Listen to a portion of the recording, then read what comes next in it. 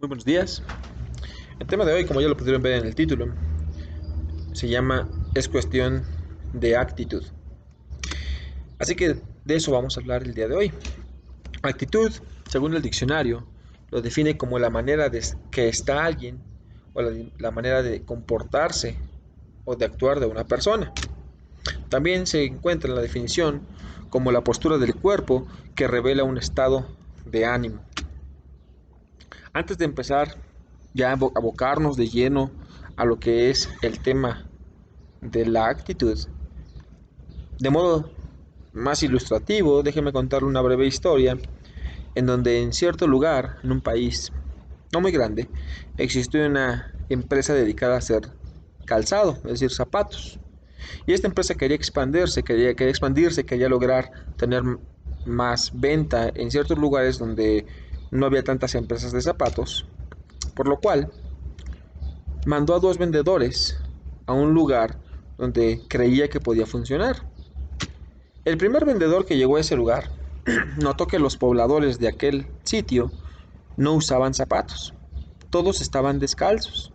Y lo primero que hizo fue llamar por teléfono a la empresa y decirle, ¿saben qué? Aquí ni vengan, aquí ni vengamos, borramos la idea de establecernos por aquí, porque nadie usa zapatos. Va a ser un fracaso, va a ser algo totalmente que no va a funcionar. Por el contrario, el otro vendedor, al ver que nadie usaba zapatos, dijo, aquí es el lugar correcto. Les llamó a la empresa y les dijo, vengan todos para acá y traigan todo lo que podamos para producir zapatos, porque aquí nadie usa. Va a ser algo muy increíble, va a ser de mucha ganancia el que vengamos aquí. Aquí lo que podemos encontrar es una diferencia entre ambos vendedores. Uno tenía una actitud totalmente negativa y el otro una actitud positiva. Ambos estaban ante la misma situación, que era el mismo lugar, la misma gente y que no usaban zapatos, pero uno lo veía desde el lado de vista negativo y el otro lo veía positivo. Allá en Números, capítulo 13, versículo 1 y 2, podemos encontrar que dice, el Señor le dijo a Moisés, envía algunos hombres a explorar Canaán, el territorio que les voy a dar a los israelitas. De cada tribu envía un hombre que sea jefe entre los suyos. Después de que el pueblo de Israel salió de Egipto y estuvo en el desierto, ellos tenían que llegar a esta tierra que Dios les había prometido que les iba a dar, que era la tierra de Canaán. Y antes de llegar, vemos cómo Dios manda a Moisés que envíe algunos hombres para explorar lo que iba a ser suyo. Versículo 3 dice, y Moisés los envió desde el desierto de Parán conforme a la palabra de Jehová, y todos aquellos varones eran príncipes de los hijos de Israel, de modo que eran hombres nobles, eran hombres honorables, eran hombres que su testimonio iba a ser pues confiable, ¿verdad? Si uno brinca más adelante al versículo 17 y al versículo 20, fíjese lo que dice. Dice, los envió pues Moisés a reconocer la tierra de Canaán, diciéndoles, subid de aquí al Nahueb y subid al monte, y observad la tierra cómo es, y el pueblo que la habita, si es fuerte o débil, si poco o numeroso. Hasta aquí Moisés manda a estos hombres con la intención de que observen y de que puedan llevar un reporte detallado de la situación de la tierra, de cómo era. Vemos ahí en el versículo 18 que dice Moisés a estos hombres, díganme si la tierra es, los hombres que habitan en esa tierra son fuertes o débiles, si la tierra es próspera o no. ¿Sí? Versículo 19 dice, ¿cómo es la tierra habitada? Quería saber características del lugar a donde ellos iban a llegar. Dice más adelante, si es buena o mala, o cómo son las ciudades habitadas, si son campamentos o plazas fortificadas. Lo que vemos aquí es cómo Moisés quiere saber todo acerca de la tierra. Quiénes la habitan, cómo son las personas que la habitan y cómo son los lugares donde ellos viven, es decir, si son solamente campamentos o son ciudades fortificadas. Y no solamente queda ahí, también quiere saber acerca del terreno, pues allá en el versículo 20 dice, ¿y cómo es el terreno? Si es fértil o estéril, si en él hay árboles o no, Dice, y esforzaos y tomad del fruto del país. Y era el tiempo de las primeras uvas. Recordemos que durante el desierto, el pueblo de Israel no tuvo un gran, una gran selección de alimentos, ¿verdad?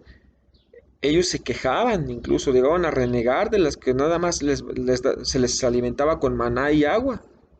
Pero, pero debemos de entender que Dios da lo que se necesita. Dios estaba proveyendo de algo que no había en el desierto.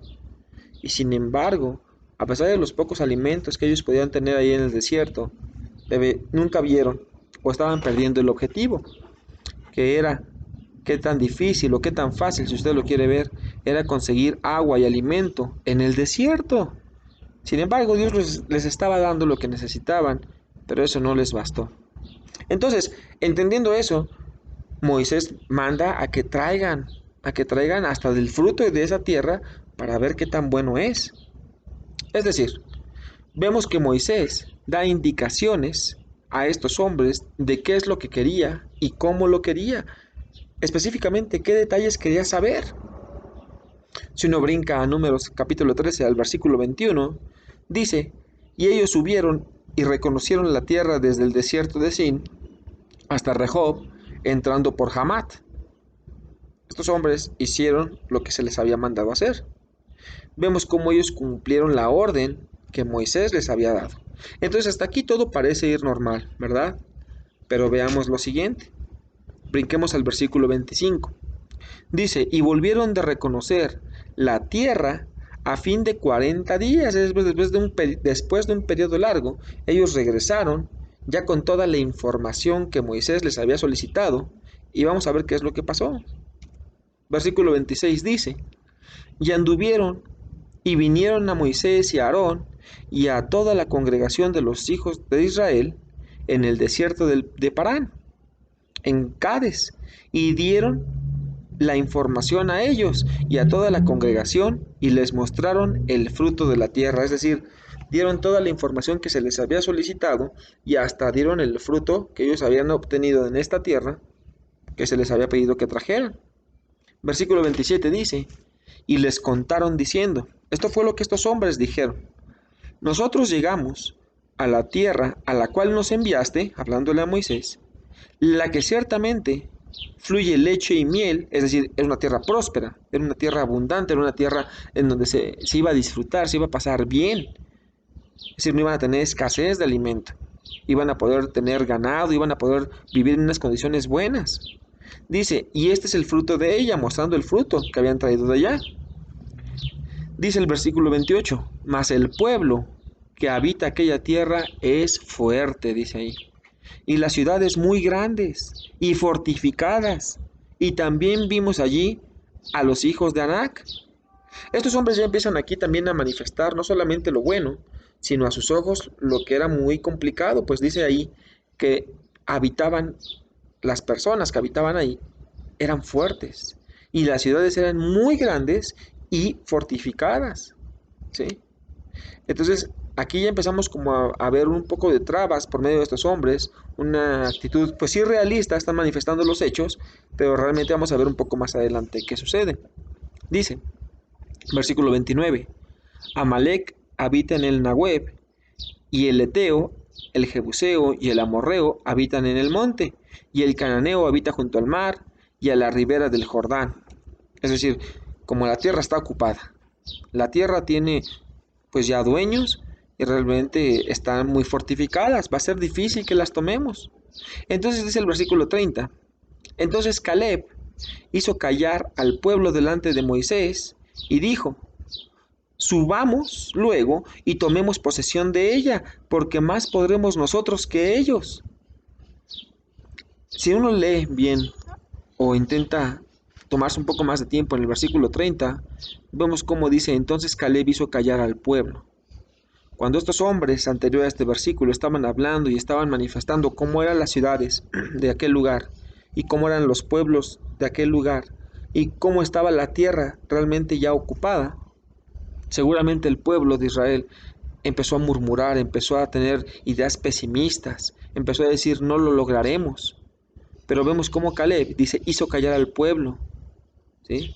a estos hombres que estaban dando la información y seguramente a los que la estaban escuchando. Hizo callar Caleb a todos delante de Moisés y dijo: subamos luego y tomemos posesión de ella. Es decir, él confiado, con la certeza de que Dios había prometido esa tierra a ellos. Dice, porque más podremos nosotros que ellos. ¿Y cómo no iban a poder más si tenían a Dios de su lado? Y eso era lo que Caleb sabía, era en lo que Caleb confiaba. Vemos la actitud de Caleb, de confianza, de ánimo y de ganas de ir a la tierra que se les había prometido. Porque ellos no iban a ir a ciegas, ellos tenían una promesa y sabemos que Dios siempre cumple sus promesas. Entonces vemos una actitud positiva. Sin embargo, dice el versículo 31, mas los varones que subieron con él dijeron: no podremos subir contra aquel pueblo porque es más fuerte que nosotros. Nótese ahí cómo dice porque es más fuerte que nosotros y usa la palabra de no podremos. Bueno, ¿cuántas personas hasta hoy en día, si uno quiere ver la aplicación, hay personas que dicen: sí puedo hacer lo que Dios me ha mandado, no es difícil, puedo entregarle mi vida completamente y servirle y superar cualquier dificultad? Hablando de las cosas que Dios quiere, ¿verdad? Y que Dios aprueba. Porque muchas personas tuercen muchos versículos y los usan de una manera incorrecta. Todo lo puedo en Cristo que me fortalece, así que puedo tener el carro que yo quiera. Todo lo puedo en Cristo que me fortalece, así que puedo tener la casa que yo quiera. Bueno, en el contexto, Pablo no estaba hablando de eso. Ese versículo, Pablo lo que dice es: sé vivir en situaciones de riqueza y sé vivir en situaciones de escasez. Y todo el sufrimiento que estoy teniendo en este momento, y todas las situaciones de persecución, todas las situaciones de insultos, de agresiones, todo lo puedo soportar, el encarcelamiento, porque Cristo lo fortalecía.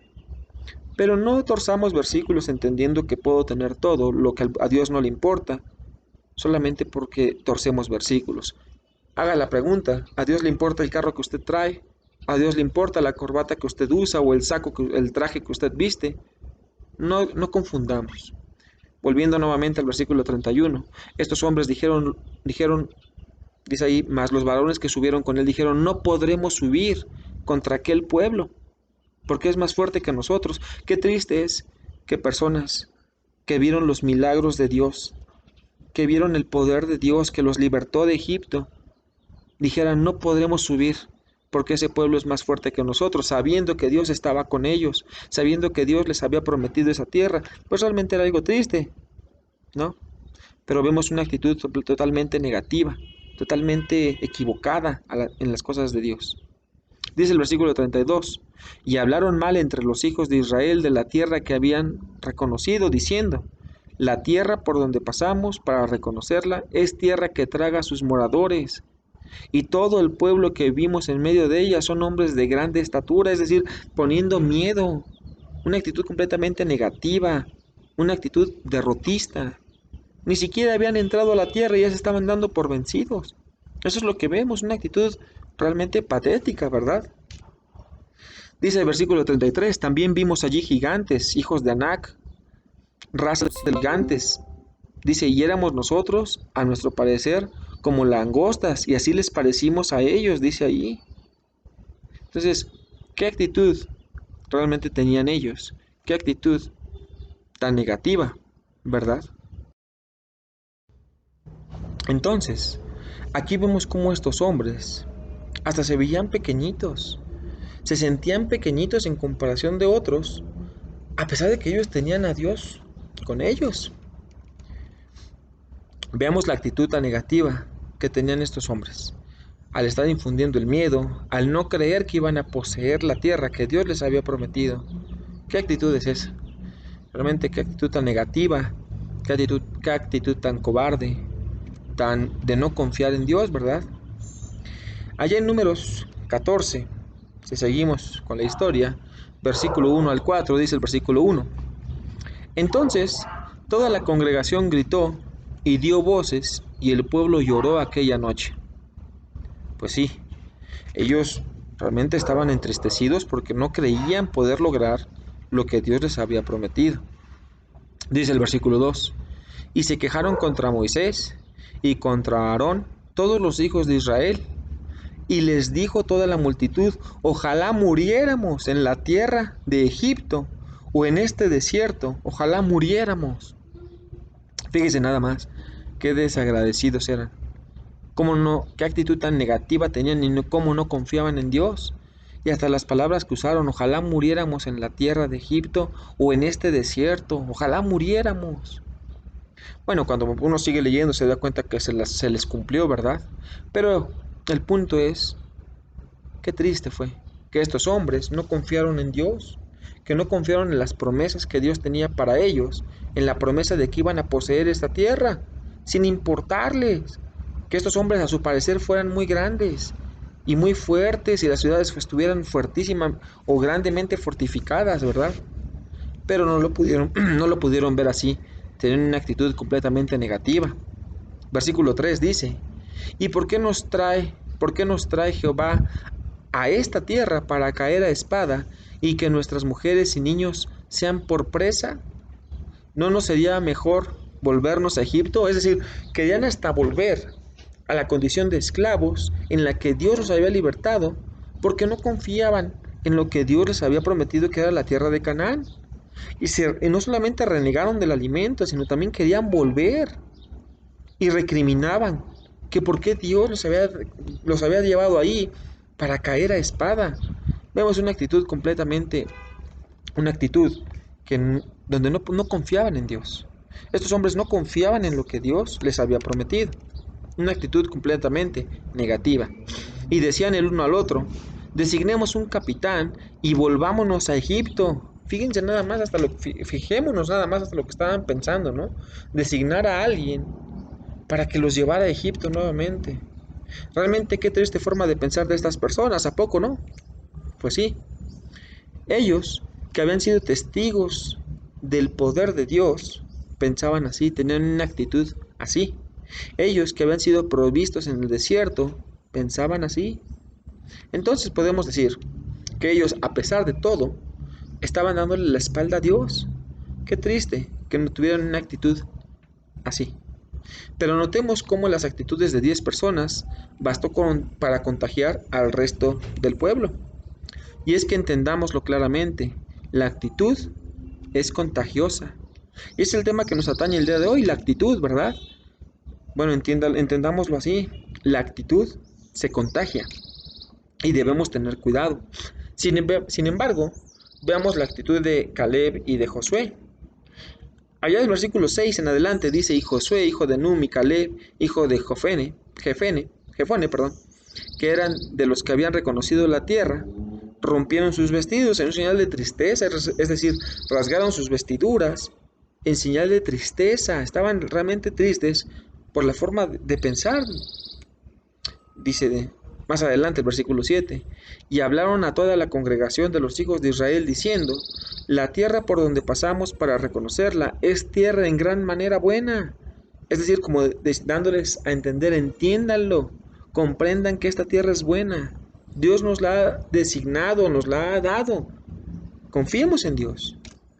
Dice el versículo 8: si Jehová se agradare de nosotros, Él nos llevará a esa tierra y nos la entregará, tierra que fluye leche y miel. La actitud, completamente diferente a los anteriores, era positiva, era de ánimo, de confianza en Dios.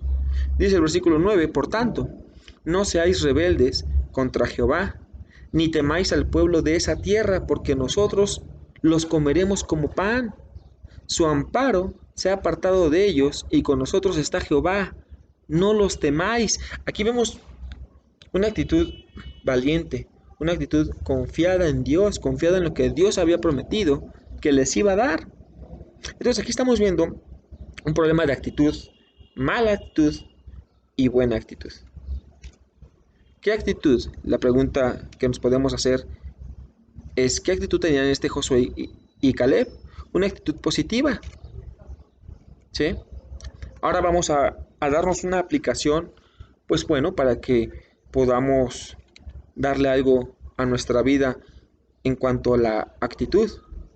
¿Qué es la actitud O cuál podríamos hacernos la pregunta, ¿cuál es la actitud que nosotros tenemos hacia las cosas de Dios? Ya vimos en el ejemplo de Números cómo personas ante las cosas de Dios eran una actitud de desconfianza, una actitud negativa, y otras personas que tenían una actitud positiva, una actitud de entera confianza en Dios.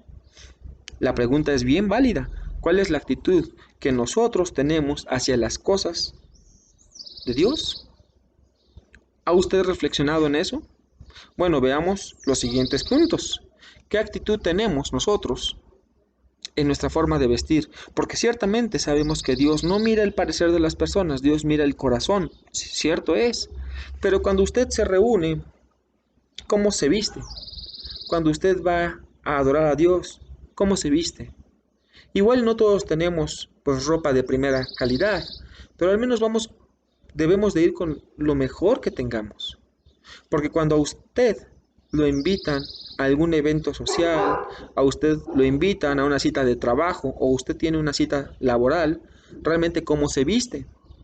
Se viste muy elegante, se viste muy formal, muy presentable, se baña, se peina, se echa loción, se echa un perfume. Pero cuando es la hora de entregarle el tiempo a Dios, que siempre es tiempo de entregarle la hora a Dios, ¿cómo nos vestimos? Es decir, damos lo mejor a la hora de estar en las cosas de Dios que a la hora de ir a un evento del mundo, o le damos más importancia a las cosas del mundo. Solamente piensa en eso. Sabemos pues que sí. Nuevamente, Dios mira el corazón de las personas y no su parecer, como en 1 de Samuel capítulo 16 y versículo 7 lo dice.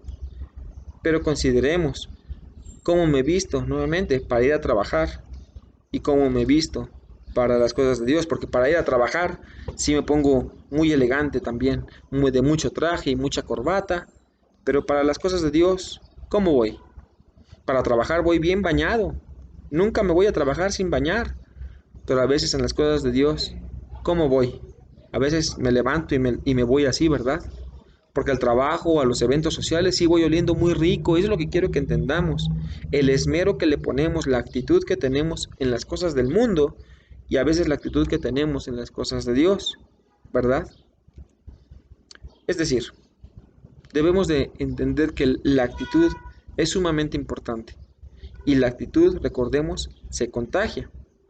Y si le estamos dando más importancia a las cosas del mundo, a las cosas seculares, que a las cosas de Dios, estamos teniendo una actitud mala. En cuanto a la puntualidad, pase lo que pase lo que pase, yo veo cómo le hago, pero no llego tarde al trabajo, ¿verdad? Tal vez es su caso, o mi caso, o el caso de alguna persona que conozcamos. Que pase lo que pase, no llegan por nada tarde al trabajo. Hasta llegan 15 o 20 minutos antes o una hora para poder estar listos para trabajar. ¿A poco no?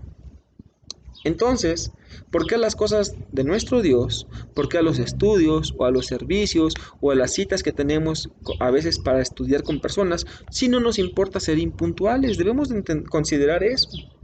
Porque las cosas que nos importan, como un concierto o un partido, un evento deportivo, estamos llegando 1 o 2 horas antes.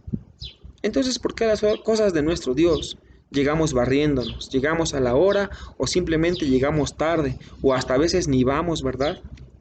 Entonces, ¿qué tipo de actitud estamos teniendo? A la hora de cantar, cuando escucho mi canción favorita, a veces desgarro mi voz, canto con todo mi corazón, ¿verdad? Me siento el artista del momento y no me da pena ser desafinado. Pero cuando estamos en el servicio o cuando estamos adorando a Dios y es el momento de cantar, ¿por qué canto con aburrimiento? Porque a veces canto con pereza o canto con un volumen de voz tan bajo que ni yo mismo me escucho. La actitud es diferente. La actitud en las cosas del mundo sigue siendo genial y en las cosas de Dios a veces puede ser muy baja, porque podemos dar más. Porque cuando se trata de alentar a un equipo de fútbol, a un equipo de cualquier deporte que a usted le guste, nos desgantamos y rompemos nuestra garganta a la hora de cantar. Pero a la hora de cantarle a nuestro Dios, a veces guardamos tanto nuestra voz que ni el que está al lado de nosotros puede escucharnos. Eso realmente es muy triste, que estando en algo del mundo, somos todos unos Pavarotti cantando, pero estando al lado en las cosas de Dios, ni el de al lado nos puede escuchar. Realmente eso es muy triste. Pero el problema nuevamente se basa en un problema de actitud. La actitud en las cosas del mundo es muy buena y en las cosas de Dios a veces es muy mala. Y debería ser al revés. En las de Dios deberíamos de ser los número uno. Recordemos que debemos amar a Dios con toda nuestra alma, con toda nuestra mente y con todo nuestro corazón. Pero a veces la actitud que tenemos no es la mejor para las cosas de Dios. Entonces, debemos entenderlo así. La actitud es sumamente importante, tanto personal como para los demás, ¿sí? Porque Dios no va a justificar que nos equivoquemos por una mala actitud. Por ningún motivo podemos equivocarnos y no corregir. Porque cuando usted se equivoca en su trabajo, cuando usted se equivoca estando laborando, se siente el peor trabajador del mundo. Y dice, no, qué mal que me equivoqué. Hasta ni debería de haber ido ese día a trabajar. O usted dice, no lo vuelvo a hacer. Y hablando con su jefe, usted le dice, jefe, si me da usted una oportunidad más, no me vuelvo a equivocar. Y estando usted frente a la misma situación, pone más atención de modo que no se equivoca.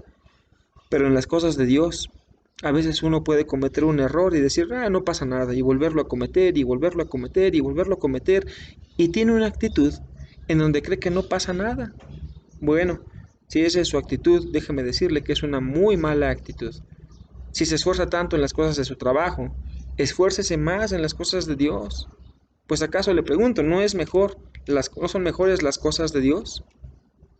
Porque en el trabajo puede ser que nos den o no nos den otra oportunidad, pero Dios siempre nos va a dar la oportunidad de corregir, de enmendar lo que hemos hecho mal. Pero es lo que Dios quiere, un arrepentimiento genuino. Y como ya lo hemos planteado antes, arrepentirse es no volverlo a hacer, no volver a hacer las cosas que están mal, cambiar, ser perfectos. Entonces, nuevamente volvemos a un tema de actitud. A veces cuando en la vida secular, en el trabajo, en la escuela nos equivocamos, hasta nos mostramos más despreocupados. ¿Cierto o no? Nos mostramos como que no pasa nada. ¿A poco no? Pero en las cosas de Dios no puede caber esa actitud. No puede caber eso. En las cosas de Dios debe haber una preocupación por portarse correctamente. Recuerde, Filipenses 1:27. Pablo diciendo, os ruego que os comportéis como es digno del Evangelio de Cristo. Y así deberíamos querer comportarnos. No deberíamos querer tomar a la ligera las cosas de Dios, pensando que no pasa nada, o pensando que porque no hay un castigo ahorita, no hay una consecuencia, pues puedo seguir haciendo lo que yo quiera, porque ciertamente todos compareceremos ante el tribunal de Cristo y responderemos según lo que hayamos hecho en la carne, sea bueno o sea malo. Entonces, a ese juicio al que todos vamos a llegar ante ese tribunal de Cristo, ¿usted cómo quiere llegar? ¿Con una actitud positiva o con una actitud negativa? ¿Cómo quiere vivir el resto de sus días? ¿Con una actitud negativa o una actitud positiva? Usted piense y decídalo. Pero recuerde que una actitud, ciertamente, buena, siempre va a traer cosas buenas. Pero no confundamos la actitud con la intención. No basta con tener intenciones buenas para hacer cosas buenas. Se necesita hacerlas. Porque en ocasiones personas pueden llegar a confundir la actitud con la intención. Yo tenía una intención buena o tenía una intención de hacer algo, pero no lo hacen. Entonces tengamos actitud, ¿sí? Recuerde siempre que nosotros no le hacemos ningún favor al servirle a Dios. No le hacemos ningún favor al llegar con una actitud positiva a Dios, pero sí es lo que Él merece, porque si Él dio a su Hijo unigénito para poder perdonarnos, para poder estar en comunión nuevamente con Él, porque si Jesús dio su vida y sufrió en la carne tantas cosas tan brutales para que nosotros podamos estar bien con Dios en comunión nuevamente, pues bueno, lo menos que merece es nuestro mejor esfuerzo, nuestra mejor actitud. Entonces, cuando usted tenga una mala actitud, siempre reflexione. Esto es lo que Dios quiere de mí. Esto es lo que Dios espera de mí. Esta es la actitud con la que le estoy sirviendo a Dios. Siempre reflexione en eso. Y si la respuesta es no es la actitud correcta, corrija. Recuerde, siempre pongas un 9 o un 9.5 de calificación. ¿Para qué? Para que siempre pueda subir, siempre pueda progresar, siempre pueda crecer. Pedro recuerda lo que nos dice. Nos ruega que crezcamos en el conocimiento, crezcamos. Bueno, cuando uno deja de crecer, realmente comienza a morir. Así que en actitud, siempre póngase usted un 9. Pongámonos un 9 para que podamos siempre, cada día, tener una actitud mejor, una actitud positiva, porque Dios merece lo mejor de nuestra vida, merece la mejor actitud. Siempre recuérdelo así, Dios merece la mejor de nuestras actitudes. Cuando usted estudie, cuando usted vaya a las cosas de Dios, no se quede sentado en una silla, solamente desparramado o triste o con cara de aburrimiento. Disfrute las cosas de Dios, póngase contento, disfrute lo que está haciendo, porque realmente es lo mejor que podemos hacer, servirle y entregar nuestra vida a Dios. Este es el mensaje del día de hoy. Espero que le sirva. Ya sabe, suscríbase, dele me gusta, compártalo. Si no lo quiere compartir vía internet, no lo haga. Memorice las citas y usted comparta el mensaje con otra persona. Compártalo de modo que el mensaje de Dios pueda ser transmitido de persona en persona para que más personas se salven. Le agradezco mucho por su tiempo. Este ha sido el video de hoy y hasta luego.